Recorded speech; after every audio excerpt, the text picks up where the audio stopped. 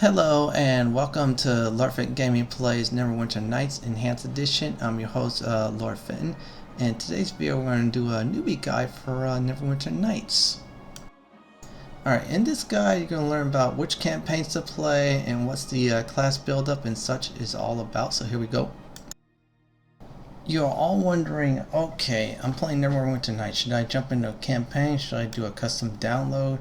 Should I use an epic upgrader? Yeah, don't use an epic upgrader. No, don't do that. So let's instead talk about which campaign you should play. First off, you should play either the official campaign, which is the original campaign, the Neverwinter Night campaign, or the Neverwinter Nights Shadows of Underentide. Now, in the original campaign, the prelude gives you a tutorial. Yes, it's a very nice setup, the whole entire prelude. So my advice is to do that. Now, if you don't like the story and stuff, then the Shadows of Underentide is a great alternative. My advice is do those two campaigns I mentioned. Do not do Hordes of the Underdark campaign, because that's like a level 15 campaign, and that's a sequel to Shadows of Underentide. Do not do premium mods too, because that's more advanced stuff. So let's get to the leveling and character class and stats. Alright, so you're making a character, you're panicking, going, what should I make? Should I make a fighter? Should I make a wizard? Should I do this? Should I do that? Should I multi-class? Should I do this, that? I'm gonna be honest with you. Calm down. Calm down. Just pick whichever one's your favorite. Let's talk about dice rolls. First of all, they're into 1d4, 1d6, 1d10, 1d8, 1d12, 1d20. The 1d4s to 1d12 are your hit points and such. Sometimes damage 2. 1d20 is your roll for melees and such, like as in damage. Then your armor class is the higher it is, the more protective you are, more hit points you have, the better you are. Yeah, and I'm just demonstrating that again. Now there are saves in the game. Fortitude saves resist physical stuff such as diseases and poisons. Reflex is more dodging stuff and surviving traps. Will saves are against spells and such, which gives you edge, of course. Now there's spell resistance, of course, but that kind of helps towards your will saves.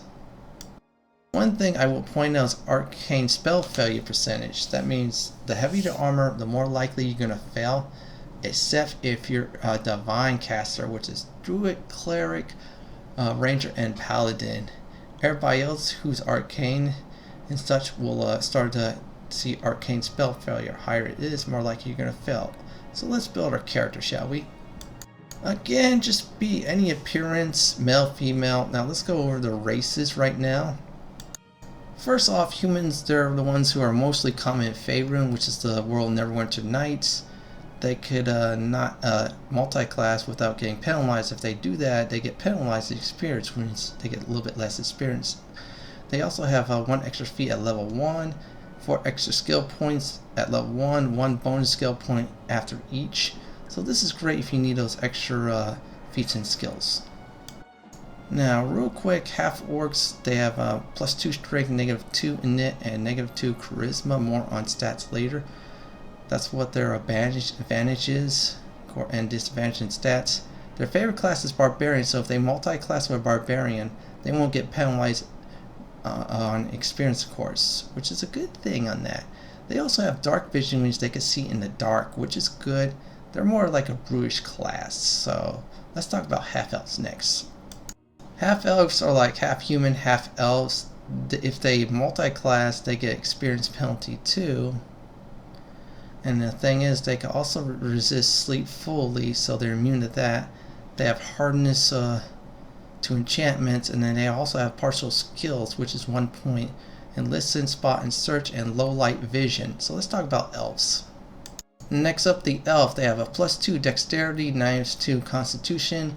Their favorite class is wizard, so you multi-class with that is fine. They also have sleep immunity, same thing as the hardness of the half elves. Bonus proficiency in the long sword, rapier, short swords, and longbows. Skill affinity +2 to listen, search, and spot, and keen senses means when it's active you search better. Low light vision too, and they also could live a very long time. Now, halflings are like your hobbits and such, like from Lord of the Rings. They have a +2 dexterity, -2 strength. They favor the rogue class. They're more of the rogue type of races. Think of Bilbo Baggins, of course, so keep that in mind.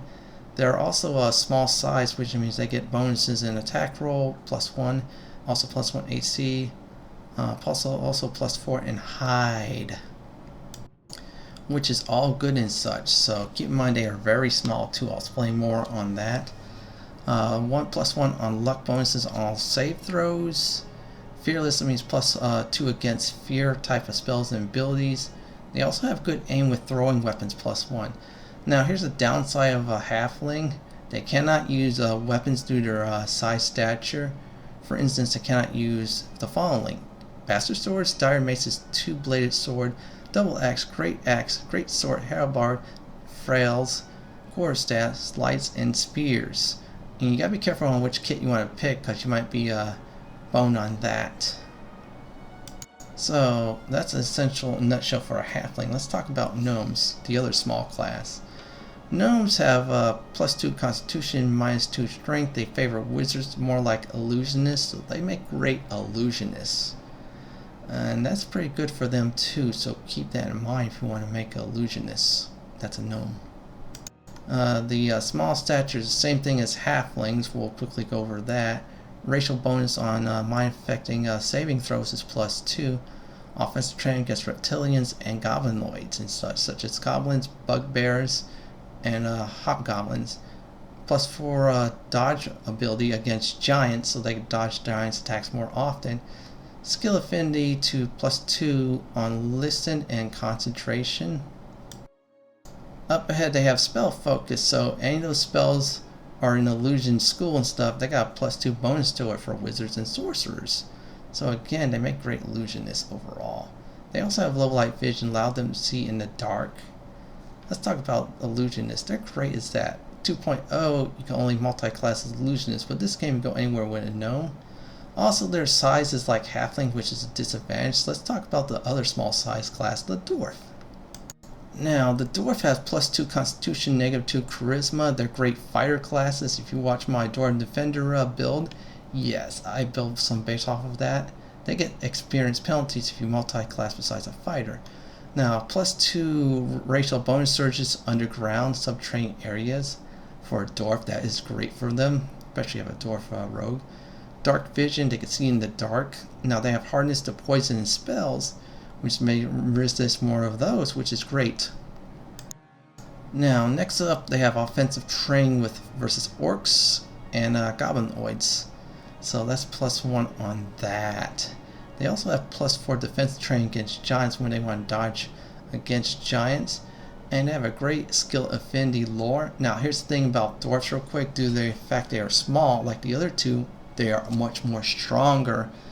And they have more constitution, which means they could carry your great axes and great swords and such without any problems like a champion. That is right, they rule. That is races in a nutshell, so pick any of those you feel like you want to be in a race. Like if you want to be a dwarven fighter or a elf wizard, you'll be fine. Portraits doesn't matter, just pick any, you'll do. Now I'm using the one from Steam, the many portrait packs. You should download those now. Just pick any one you feel good or get your own. So let's talk about classes next. We're going to go with the basic 4: fighter, wizard, cleric, and rogue. So let's talk about fighter. They're your frontline fighters. They can use all sorts of weapons and armor. They're tough as nails. They have many feats they can access. They have 1 d10 hit points, which is 1 through 10 hit points they roll.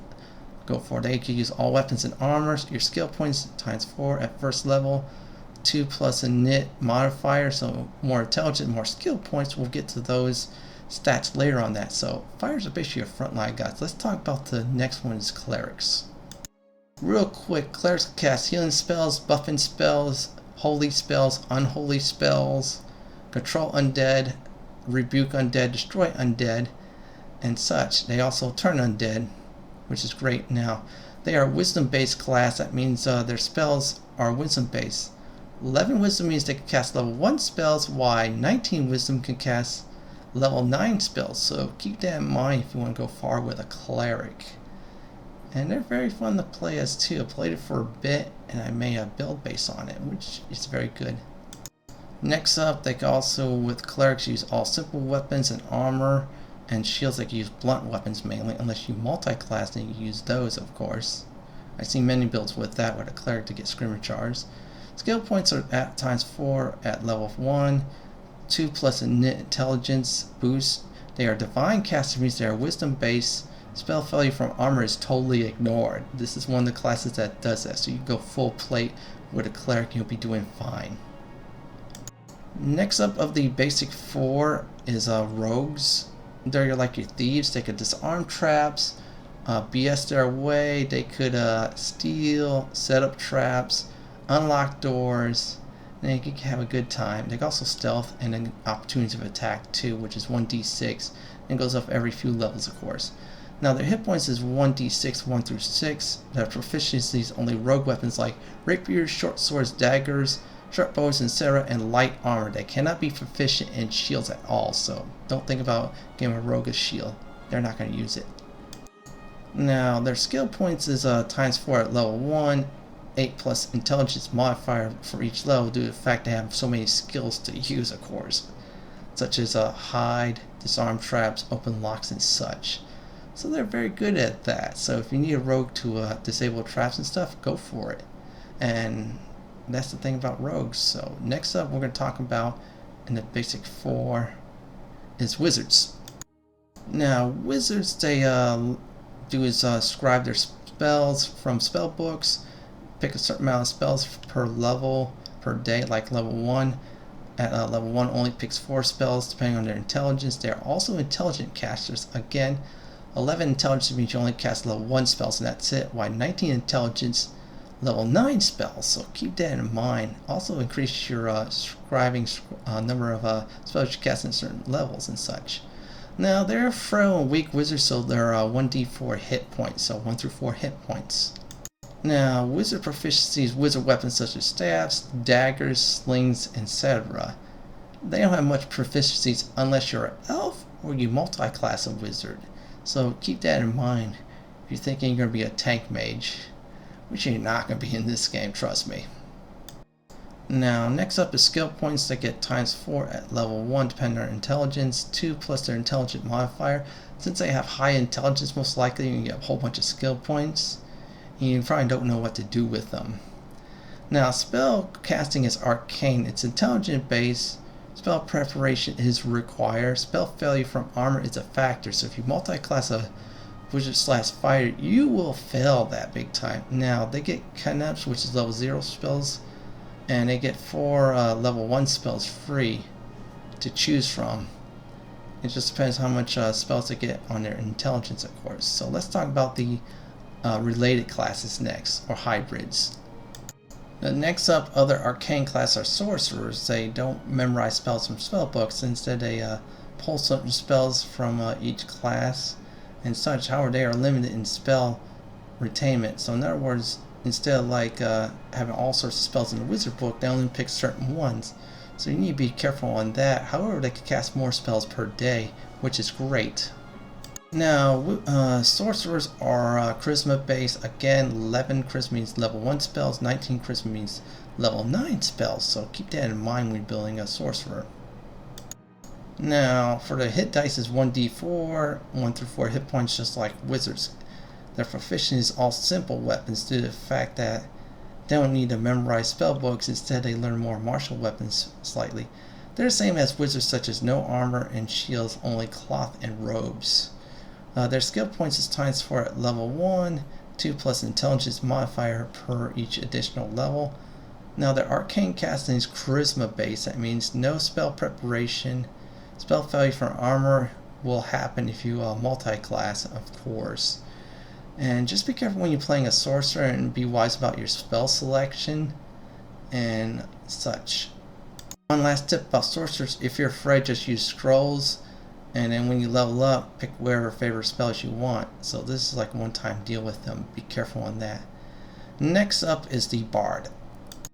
Bards could sing songs to buff their party members, curse enemies with their songs, have a high lore and such. They're like have some rogue abilities. They also use magic items much more better than rogues and such. So they're very good overall roguish class, the alternative. And the one thing about bards real quick, they are charisma based. Again, 11 charisma level 1 spells, 19 charisma level 9 spells, so keep that in mind with the bards. Alright, so let's talk about bards alignments. They can only be non-lawful. That means you can be neutral good, neutral evil, true neutral, chaotic neutral, chaotic good, chaotic evil. If they come lawful at any time, they lose access to bard levels. So keep that in mind with bards. They have 1d6 hit point dice, 1 through 6 hit points you get per level, just like the rogue, of course. Now their proficiencies with simple weapons. They're also with light armor, medium armor, and shields. Now bards have ×4 skill points at level 1, 4 plus the init modifier. Rogues have a better advantage than bards on their skill points. So keep that in mind with a bard if you're going to level up with them. Now their spellcasting is arcane, which is charisma based. They can also get spell failure for armor, so be careful with bards on that. Bards begin with all knowing all cantrips, which is good.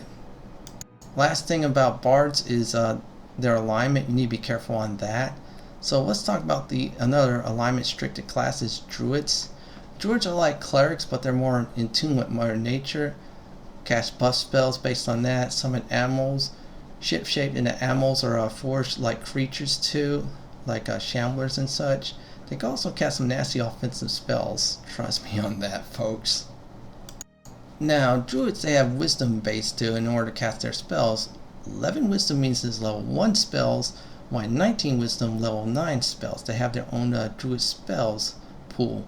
So that means you'll see more of that than clerics, of course. They'll have some identify spells from cleric tree and such, but well, they have their own flavor. Let's talk about alignment. You gotta be neutral. That's neutral good, lawful neutral, true neutral, chaotic neutral, or neutral evil. In Dungeons & Dragons 2.0, it was true neutral, and that's it. In the 3.0 rules, which is these rules, they soften the effect on that. Now, their hit points 1d8, same as clerics. Their proficiencies with druid weapons, which is mainly blunt, more of the wood type, like clubs, quarterstaffs, etc. They only can wear light and medium armor and shields. So that's good with a druid. Their skill points are ×4 at level 1, 4 plus intelligence modifier after each additional level. Now they are divine casters, druids. Their wisdom base, armor related chance of spell failure is ignore. Just like your druids, upcoming rangers, and paladins too. Now, a druid who's longer neutral of any kind cannot gain druid level, so be careful on that. Pick the right neutral type of alignment that fits your character style. So that's my advice to you on druids.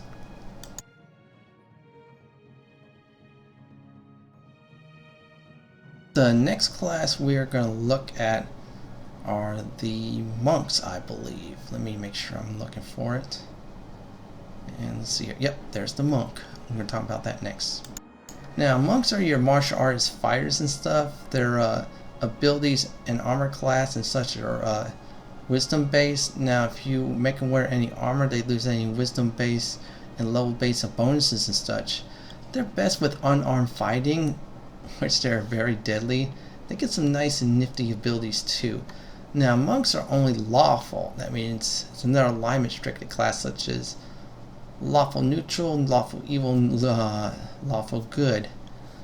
That's the thing with monks on that too, so keep that in mind. And if you did play the Baldur's Gate Enhanced Edition, yeah, you had Rajiz, the lawful good monk, and his brother, which was a lawful evil monk. So you saw differences in that. Neverwinter Nights preserved that, of course. And what that's very neat about this game is that. Now their hit point dice is 1d8, which is 1 through 8 hit points. And also their proficiencies monk weapons. I'm going to get into great detail about that right now. Now the monk weapon proficiency, if I remember right, is kamas, quarterstaffs, bare hands, unarmed fighting, of course, slings, etc.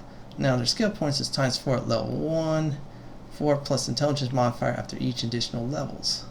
Monks are more like a little bit advanced for anybody who else wants to play one. But if you want to play a monk, just go for it. like I say, be wherever you want to be. Also, monks with feats get some nice feats at level 1 and such. Now, their hit points same as, like I said before, clerics and druids. If I didn't say that, I'm displaying that to you all right now. That's the thing about monks is if you like unarmed fighting and such, you like Bruce Lee, yeah, go for a monk. It's fun. Come on. The next class are barbarians. That's right.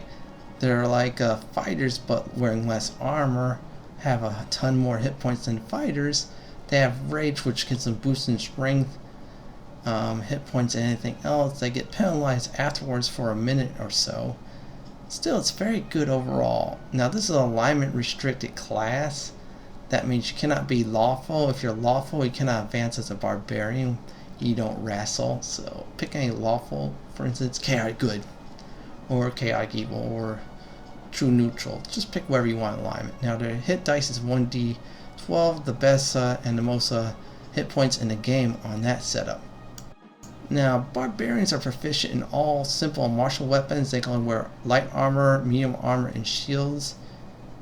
And they have a wisdom modifier on that for the armor and such. But their weapons, they can use all types. Great with a great axe. Now, their skill points is init modifier times 4 at level 1, 4 plus init modifier after each additional levels. Word of caution about barbarians: if you become lawful, you lose chances to level more barbarian levels. So keep that in mind, folks, on that. Alright, the next class we are going to talk about is the Ranger class. They're a cross between a fighter / druid. They can use bow and arrows. They can dual wield. They have their own spell tree. They can use buffs and also summon animals and such. They also have favorite enemies, which give bonus damage against certain enemies. Now, Rangers are wisdom based, so that means 11 wisdom is level 1 spells, while 19 wisdom is level 9 spells. But they only go up to 4 level spells, so 14 is a good cap on that. Now, their hit dice is 1d10. They can use all simple martial weapons. They only use light and medium armor and shields. Note about armor: if you have anything above light you're wearing, what happens is you cannot use dual wield, which is ambidexterity and 2-weapon fighting. You get free. Also, Rangers are very good at spell casting too, which is divine wisdom base. That means they cannot get interrupted at all if they're wearing a heavier armor. And their skill points is times 4 at level 1, 4 plus intelligence modifier. Again, they also get favorite enemies too, so every few levels they get that. They also get dual wielding feats and stuff. Like you need to, like I said before, you need certain armor like light and such. If you want to go for bows and stuff, that's great for a ranger too. They're one of the perfect candidates for the arcane archer prestige class if you're ready for that. So it's a pretty good class overall if you love a ranger.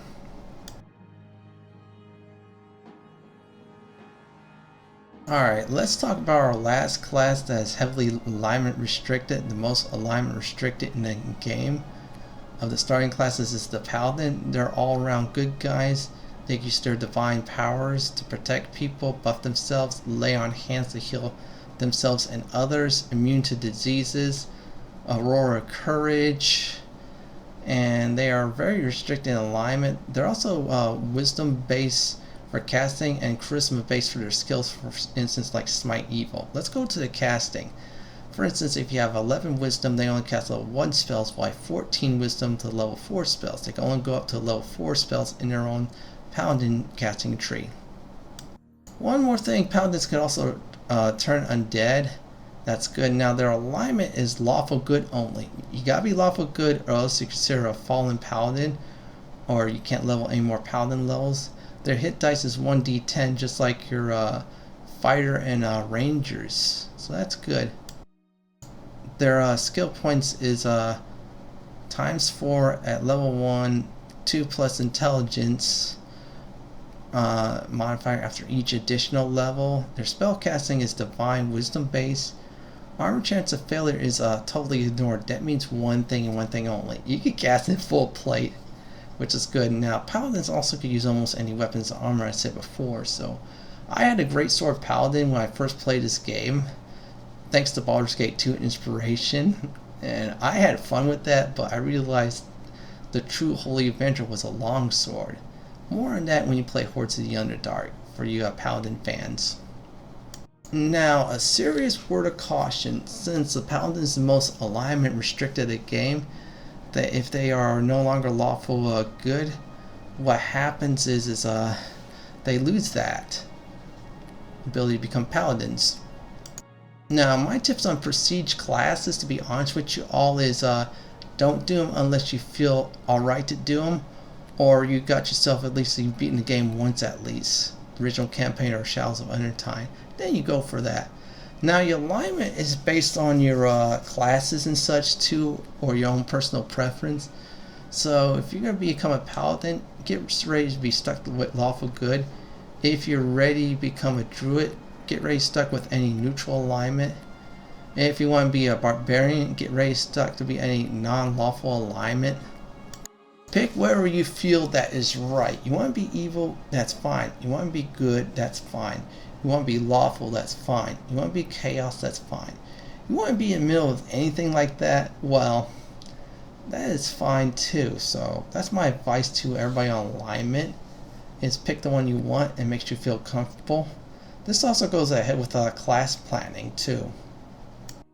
So that's my thoughts about alignment too. So one thing about this game, especially some of the original campaign or Shadows of Underentide, you gotta be careful on alignments. So next up is ability score. I'm gonna go over that right now. Now the first one is strength. It's more for melee damage and stuff, physicalness too. Also your carrying weight too increases as your strength you do every 4 levels, or epic level later on you get certain feats on that. Next up is dexterity. That's for your reflex saves, a little bonus in your armor class too, and for rogues anything dex based, that's what they need for that, is that too. One more thing about dexterity is it's great for archers too. Now constitution is more hit points you have and less likely to get interrupted while casting spells too. It's also for your fortitude saves, so more constitution, higher your fortitude saves. Just like dexterity and reflex saves, more dexterity, more reflex saves. Constitution is the same. And also, high constitution means you get bonus hit points per level 2, which is very good, and also less likely to be interrupted in spells too. Now, wisdom is for like druids and clerics to extent, paladins and rangers. Also monks, abilities and armors wisdom based too, which is real good too on that. Alright, the next thing I'm going to get ahead a little bit is intelligence, which means higher intelligence, more likely to cast wizard spells, and also get more skill points, and also your will saves. That is right. That means more intelligence, more likely you have a better will save throw, such as mind affecting spells and such. Again, if you have any spell resistance, that's how great that is with intelligence too. And it's also important for characters if you need a lot more skills, such as rogues. Yeah, you put a few points in intelligence too to get more skills. And two, some fires I did a build on was 13 intelligence, enough for some of the feats you require for that. Now, charisma is for your charisma-based casters such as sorcerers and bards.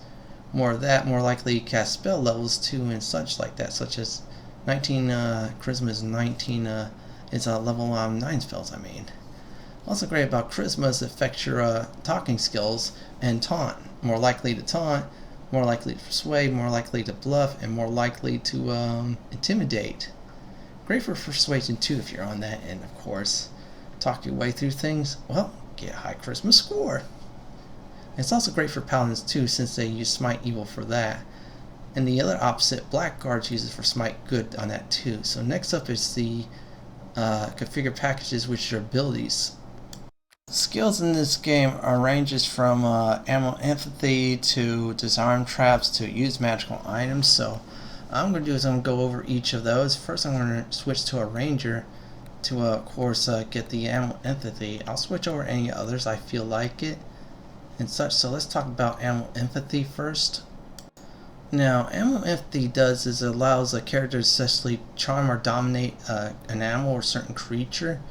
Great for rangers and druids overall. Now, next one up after that is praise. That means it's either make you favorable in shops or unfavorable in shops. Unfavorable means you get ripped off. Favorable, in other words, you get discounts, which is real good too. Now, after that is bluff. We get to BS your way through conversations, con people, talk fast, misdirection, body language. It's great for conversation, especially in Hordes of the Underdark mainly, too. Now, consecration is like less likely you get interrupted when you cast spells. Very great for spellcasters, especially clerics, druids, sorcerers, and wizards. My buff and break build is based on that. Now, crafting, that's more of a Hordes of Underdark skills. You can build weapons, build armor, or build traps. Great if you're a rogue if you build your own traps, of course. Alright, let's see what's next. After that is disable traps. Once you spot a trap, you have a chance to disable them. Rogues have the higher disable ability, they're the best for that. Now, if you have spectacular failure, you'll actually trigger a trap. So that's like rolling a 1. That's your spectacular failure, which is pretty bad. Now, discipline, another skill, is it resists feats and such, so you can resist knockdown with high discipline and such. My Door Defender has high discipline, so that means you can resist most or any of those feats thrown against him. Now, heal, if you have heal kits, you'll heal poison or disease if you have high check. So if you have a heal kit and you want to use that skill, that's not bad for that too. So for these skills, most of them are not bad at all. We're going to talk, the next one is hide. Now, hide real quick, I'm going to go over is, once you hide, you have a chance to set up an opportunity attack if you're a rogue or any other classes that has that. Or you want to hide after you get in stealth mode. Now, intimidate is another one of those talking skills. You can bully someone or force someone to do something for you. That's more useful in Hordes of the Underdark. Now, listen, you can listen for movement. Also a great way you couple that for spot to spot stealthers, so they appear too, so that's good for that. Now, next up is lore is used to identify items. Higher lore skill, more likely to identify. Bards are the best lore skill users in the game, so keep that in mind if you want to identify items or pay gold to get them identified. It's your choice. Now, move silently is used after you stealth, so you could stealthily move for the kill or opportunity of attack to get those bonus stealth damage, of course, if you're a rogue. Great for them too on that. And some other classes to an extent it's very good. Now, open lock unlocks chests and doors and such wherever's locked, so you don't have to go bash and lose stuff. Party blocks incoming attacks. And if you roll a high roll on party, you get a bonus to do a nice spectacular counterattack. Most likely you're a crit unless they're crit immune foes. Well, we're going to skip perform and use magic items for now and then talk about the next one. Now, next one is persuade. And that does is you be more diplomatic or persuade people for things to go your way. Paladins are great for that, actually, to be honest with you. And if you're playing any of the original campaign or Shadows of Underentide, or especially original campaign, that's very useful. Now, pickpocket is actually ability to steal items from NPCs and such. And that's pretty good if you need money and such, but up to you if you want to get that, it's alright. Ride's useless for the main campaigns. It's great for the Wife and Crown of Cromir. So skip that, please. Unless you're doing that campaign, then yeah, don't skip it. Now, search. If you're looking for traps, this is the skill you need.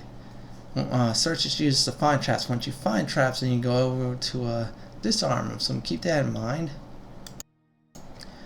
Now, set traps is used to set up traps. If you're a rogue, well, you could stealth a certain way, set up traps, and then lure your foes to your traps so they die. Pretty good way for strategy, of course, on that. Now, spellcraft is used to identify spells and perform counter spells. This is advisable for all Divine and Arcane main casters, not the hybrids, which is good.